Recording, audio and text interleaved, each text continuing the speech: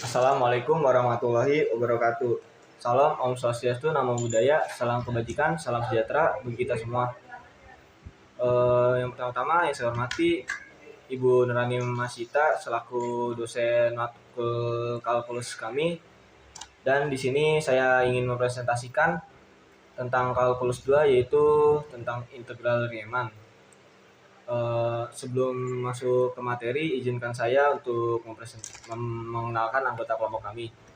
Yang pertama ada Adil Desolati Firmansyah, terus ada Ariel Datmo, ada Ilona Elfaret Azani, ada Muhammad Arifin Malik, yang terakhir ada saya sendiri, Muhammad Ilham Darmawan. Jadi kita langsung masuk ke materinya. Sejarah integral Riemann. Sejarah integral Riemann terkait rapat dengan sumbangan ahli matematik abad ke-19, George Friedrich Bernhard Riemann. Integral Riemann adalah salah satu dari beberapa definisi integral yang dikembangkan secara matematis.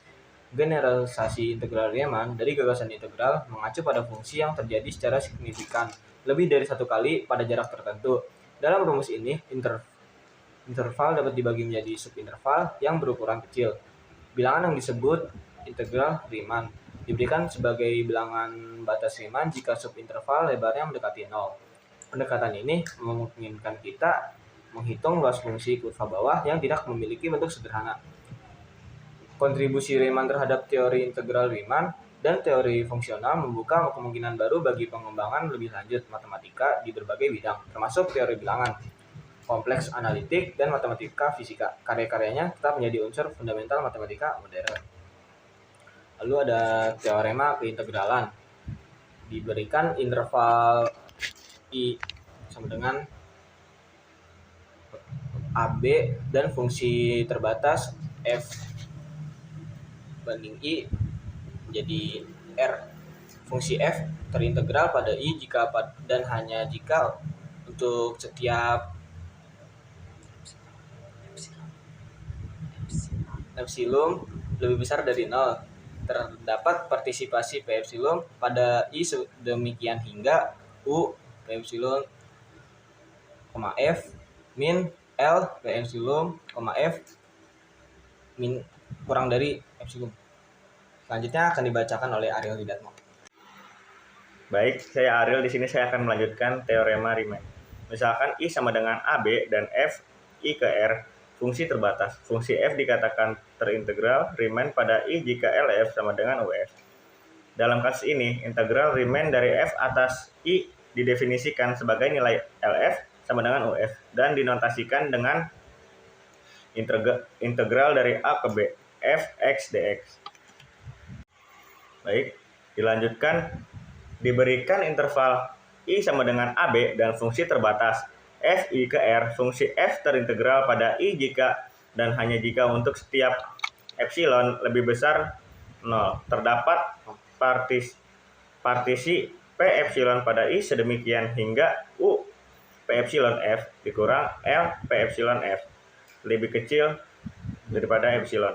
Misalkan I sama dengan AB dan F I ke R, fungsi terbatas pada I jika Pn n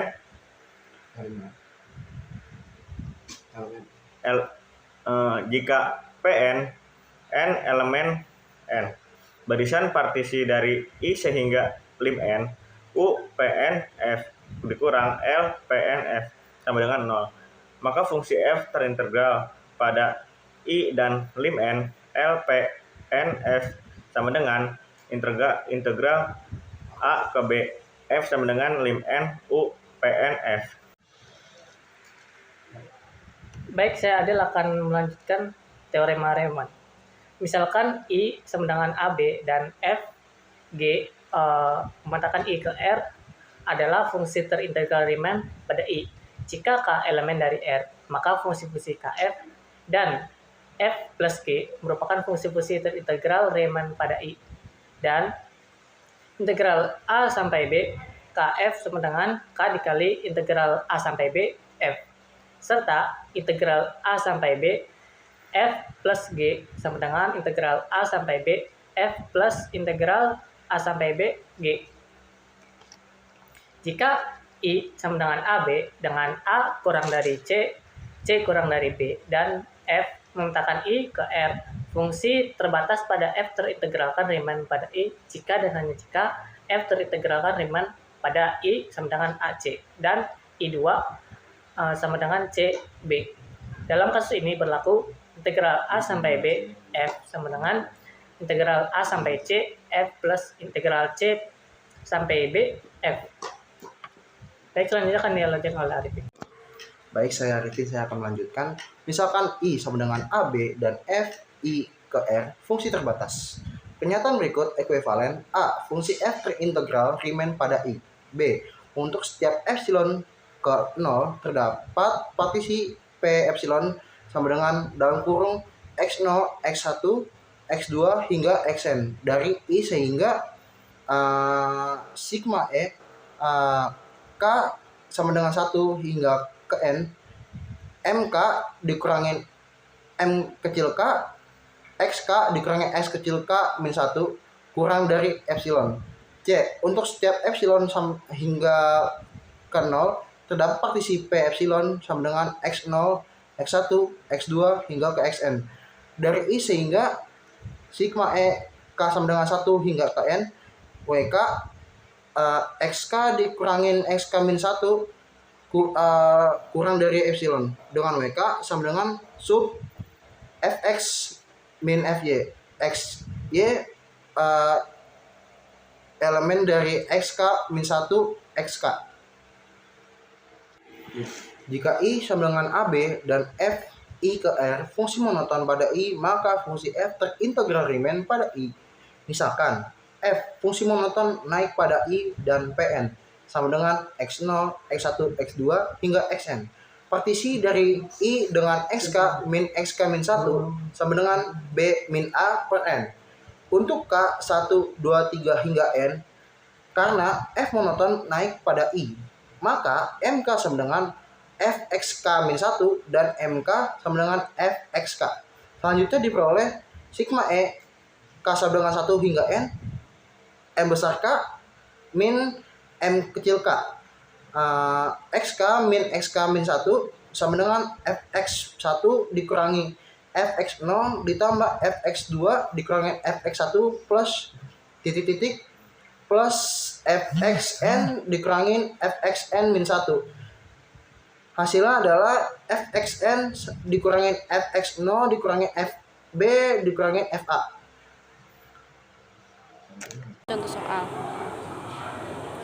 Contoh soalnya ini lim n ta hingga n sigma I sama dengan 1 dalam kurung 1 tambah 2i per n dikali 2 per n. Dari soal ini bentuk 1 tambah 2i per n artinya xi sama dengan a tambah i delta xi sehingga a sama dengan 1.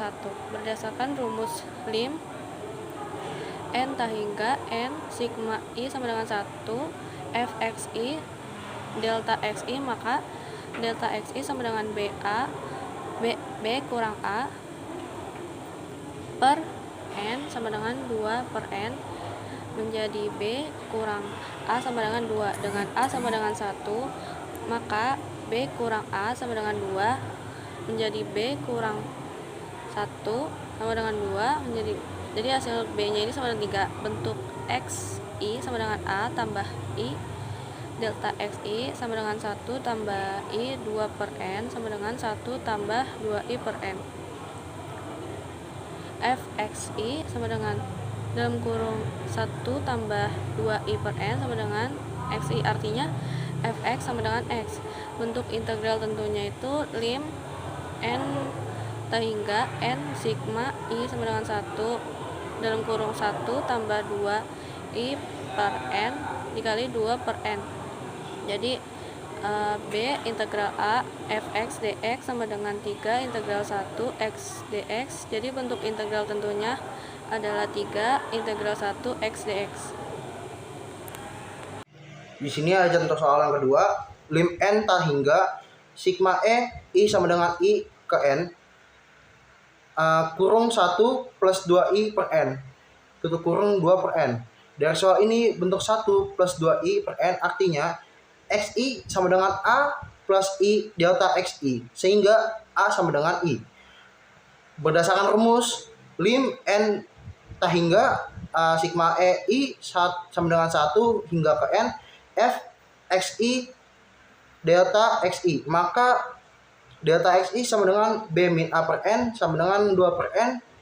Jadi B min A sama dengan 2. Dengan A min 1, dengan A sama dengan 1, maka B min A sama dengan 2 min B min 1 sama dengan 2. Jadi B sama dengan 3.